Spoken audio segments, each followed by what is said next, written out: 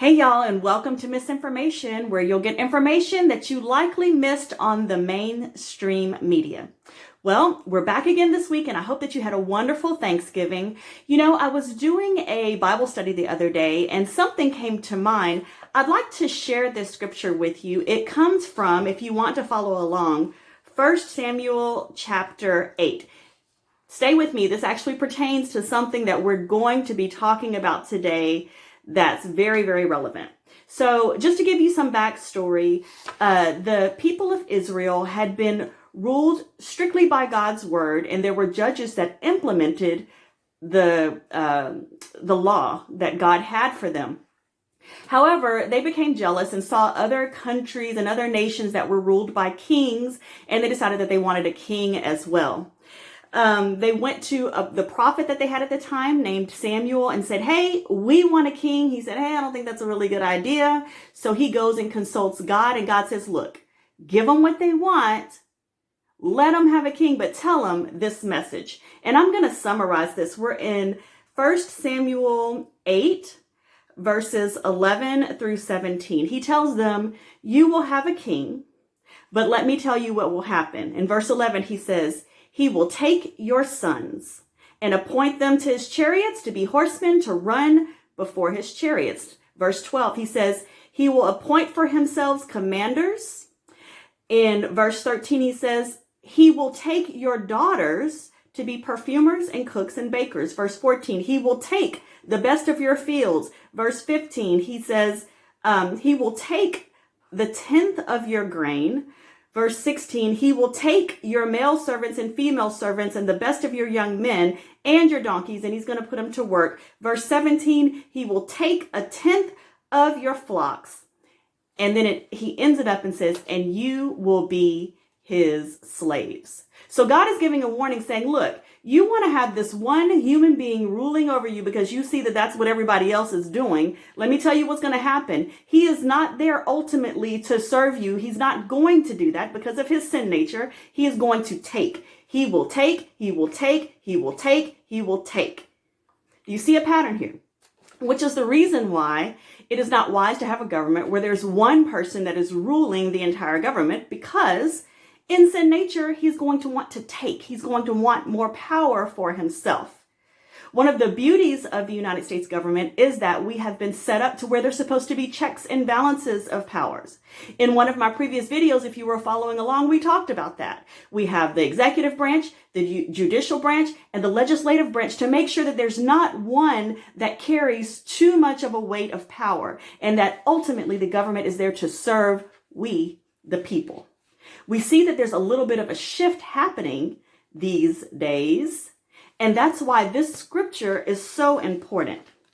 You know, I was recently speaking with a friend who happens to be an immigrant from Cuba. We actually had a dialogue over Facebook, over a post that he had put on there, and I asked him, what are some of the characteristics that you can see in a country that might be transitioning from what would be a free democracy to communism? And he actually listed them out. And if you'll indulge me, I'd like to go through some of these and see if you recognize them. He says, hi, Shelley. I'm going to translate. He actually wrote it in Spanish. He says, hi, Shelley. What an interesting question.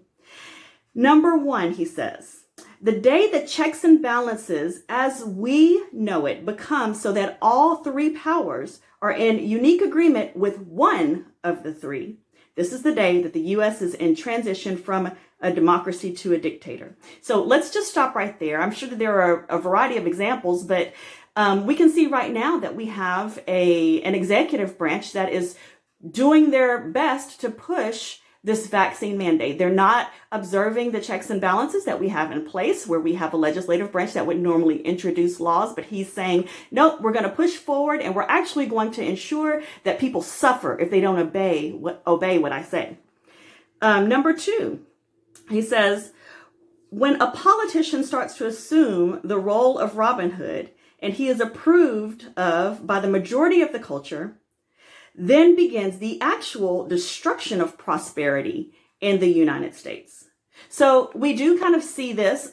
We've seen some of this, especially when we have a government that was has just been pouring out money, stimulus checks and PPP loans and all of those types of things, creating inflation, because the more money that is flowing in our economic system, the more dollars that are flowing in our economic system, just by the law of supply and demand, means that it's valued less.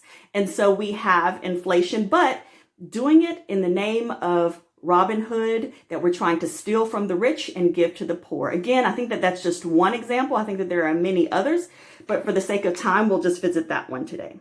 Number 3, when the press hides the reality of what is happening in society to favor one party, you are on the road to losing your freedom of expression and to growing the ignorance of the culture. I thought that this one was very interesting, because one of the reasons why I'm even doing these videos is because I've noticed that when we are only exposed to the mainstream media, that there's so much information that we're not getting. Again, if you've watched my previous videos, you've seen some examples of that. I've talked about Dr. Robert Malone, a highly respected research doctor that is actually credited for having at the very least, participated, if not completely invented, the mRNA technology that we are seeing in these vaccines today, and how his information is being suppressed, and his concerns are being suppressed, and he's being demonized at the same time. You don't hear anything about him on the mainstream media. The same thing with Dr. Peter McCullough, a cardiologist who is highly accredited, highly published, and has said, look, I have some concerns about this, but the minute that he did, he got lawsuits, and he too was demonized. And again, you don't hear anything from him on the mainstream media. We have Dr. Zelenko, who was working in New York City and actually helping patients with some of the, I guess what would be called alternative treatments, alternative to the vaccines, that is, but treatments that have been around for a very long time, like ivermectin and like hydroxychloroquine. And when he started doing that, then those treatments got banned in New York, and he too became demonized, and you don't hear anything from him. Joe Rogan is another example of that. We know him not as a medical professional, but he's had some anecdotal experience where he's had COVID, and he's actually gone in and he decided to forego the vaccine and to go ahead and do some of these other alternative treatments. And when he did, again, you saw immediately he used ivermectin, and they said,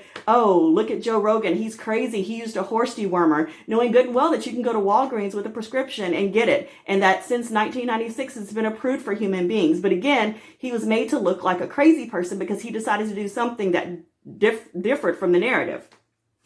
From the very beginning of this, I think one of the things that was a huge alarm was at the very beginning when COVID came out and the vaccines started to be introduced, was when Letitia Wright, you probably know her as one of the actresses from the Black Panther, she just made a statement on Facebook saying, hey, I think we should be concerned about some of the ingredients in these vaccines. And the minute she did that, she completely got bashed by Hollywood. She got bashed by the media, and she ended up canceling her Facebook account because of it, as if she doesn't have the right to have an opinion or express her concerns there. So when you wonder, okay, if there's a side of the media that is suppressing information or not allowing the freedom of speech, when the press hides the reality of what is happening in society, then you lose that freedom of expression, was his third point. I think all of those are excellent examples of that. The fourth one is when you feel that in place of disagreeing or dissenting, you must opt for a behavior that contradicts with your moral conscience so as to not lose your job or lose your opportunity to participate in academic studies. This is the day you lose your dignity and your freedom of expression. So we're seeing that right now, especially with the vaccine mandates. I mean, you would think, okay, we're coming out with these mandates supposedly to help society, to improve the situation of people, yet there are thousands and thousands and thousands of people that have questions. Their questions aren't allowed to be answered. And at the same time, if they're not complying, then they're losing their jobs, which means that they would lose their livelihoods, be under stress, lose their homes. They and their children wouldn't have food to eat or any shelter. So that kind of discounts the whole idea that you care about society as a whole. Okay. And then the last one that he put, however, he does say last but not least, if the contents of the Bible become a book contrary to the interests of the government, then the U.S. will be in conflict with the phrase that they hold so dearly, "In God we trust." My opinion, he's saying, is that the U.S. is developing a socialist tendency with people like AOC, Bernie Sanders, and the one and only Biden himself, amongst others. If you observe the discourse of each of them and compare them with the above points that I've mentioned, you will find a communist deja vu. Okay, so this is a person who is relatively recently immigrated to the United States. And he is telling you, look, this is what I saw. This is what I know happened in the country that I fled from in search for freedom. And I see a similar pattern happening here. And I don't know, you may be saying, well, I mean, what's the big deal? What's wrong with communism? Well, like I just read in the scripture, when you have one person over everything, it is inevitable that they will exert power and puff themselves up to the demise of other people. Do you know that in other communist countries right now, like Cuba, they tell you what you can eat, what you can drink, when you can go out, when you have to be home. They tell you what kind of music you can listen to, what books you can read. And usually if there's anything that has to do with the Bible or Christianity, that's definitely not going to be any material that you're allowed to read. You must hang pictures of the dictator in your home. You have to basically worship the government. Okay? I'm not trying to live in a country like that, and I hope that you aren't either. So when we see these types of things happening, we have to have an alarm and think, well, what can we do about it? Well, the first thing is to become aware. The second thing is to constantly be putting pressure on our government officials that are supposed to be representing us to uphold the Constitution that they swore to uphold. Do not let them be liars. As a matter of fact, I happen to live in the great state of Texas, where there has been some pushback.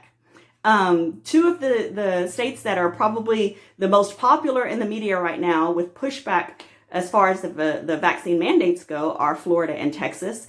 Both of them have said that we're not going to allow this in our states. Florida has been, I think, a little bit more aggressive in their pushback with Governor DeSantis saying, you know what? Any companies that are enforcing this mandate, we're going to fine them. So just like the federal government is saying, we'll fine you if you don't uphold it, he's saying, well, you know what? We'll fine you if you do uphold it. So there's pushback there. I think that we need to be calling our governors, ensuring that they can uphold the Constitution, that they do uphold the Constitution so that we can maintain our freedoms. If you live in Texas, I suggest that you call Governor Abbott yourself, call his office and let him know how you feel about this. They are actually holding a fourth special session for this very issue. His number is 1-800-843-5789. There are some really good things happening right now. As a matter of fact, with regard to this issue, as a matter of fact, not only has there been a special session demanded in Texas with regard to the vaccine mandate, but there was a federal judge who has blocked implementing the vaccine mandate on federal contractors in 3 different states. And I'll link that article in the comment section or in the description so that you can read it for you. A senator, Rob Johnson, who had held a hearing where there were several professionals that came in to discuss what some of the concerns were with the vaccine. I think that was a marvelous idea. You can get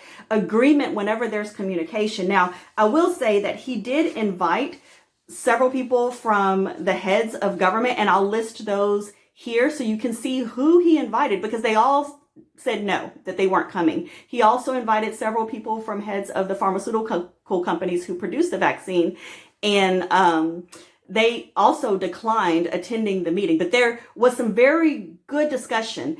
It was a long meeting, but the doctors that were there and the medical professionals that were there had some wonderful insight and some wonderful things to say. There were also some actual people who have experienced vaccine injury and wanted to share their experience and see what recourse they might have. And so those types of communications are great. However, I think we need to be aware that the people who are profiting from these vaccines and who are pushing the vaccines decline to participate.